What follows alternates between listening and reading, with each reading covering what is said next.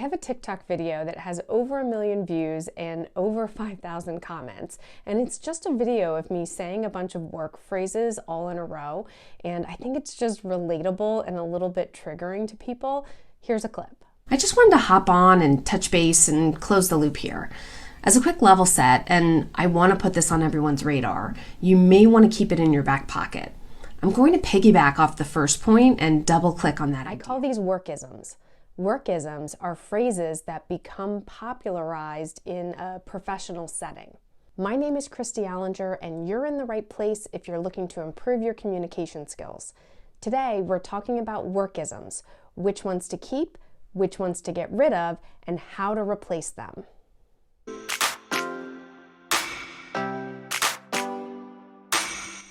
Over on Instagram at KO Communication, we do a vote on different work-isms, and we decide which ones should we keep and which ones should we stop. And so today, I'm going to share the first batch and where they landed, and then for the ones that we chose to stop, I'm going to give you some replacement phrases. Here are the work-isms that we chose to keep. Circle back, let's take this offline, and pivot. And then here are the work-isms that we chose to stop. Move the needle, let's double click that idea, too many irons in the fire, and low-hanging fruit. When we compare these two lists, you can see that the ones that we're keeping are ones that are clearly understandable by a majority of audiences, and then they also don't have another way to say it that would be more succinct or easier to understand. So those are the commonalities in the ones that we're keeping.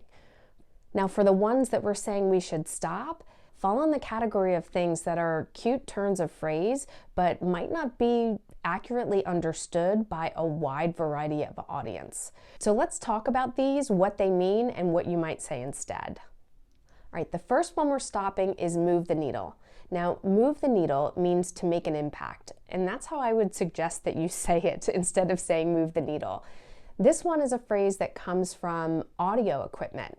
And so in audio equipment, it used to have a dial, a needle dial, and if a sound wasn't loud enough, it wouldn't move that audio dial. So that's where the term move the needle comes from. So instead of saying move the needle, I would suggest you say something like make an impact. Let's double click on that idea. Okay, you might not have heard this one yet, but I'm telling you it's coming. I'm starting to hear it more and more. Let's double click on this idea. It comes from the idea of web browsing, and you click on something and get to more detailed information. So people use it to indicate that they want to go deeper on a subject.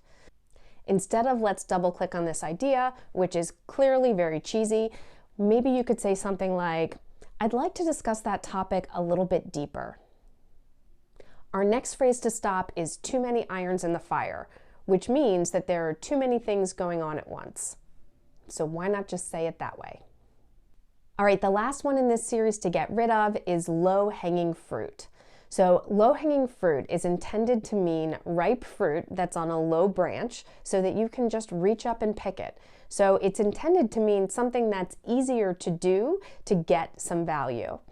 What's happened through the years, though, is that people have started to equate low-hanging fruit with low-value items, and that's not part of the original intention. So if it's something that can be achieved easily, talk specifically about the cost-benefit equation. What is the expense of doing the initiative, and what can you expect to get out of it? So much easier than this vague low-hanging fruit concept. That's it for the work-isms that you should keep and stop. Follow me over on Instagram at ko.communication for even more strategies to help you communicate better at work.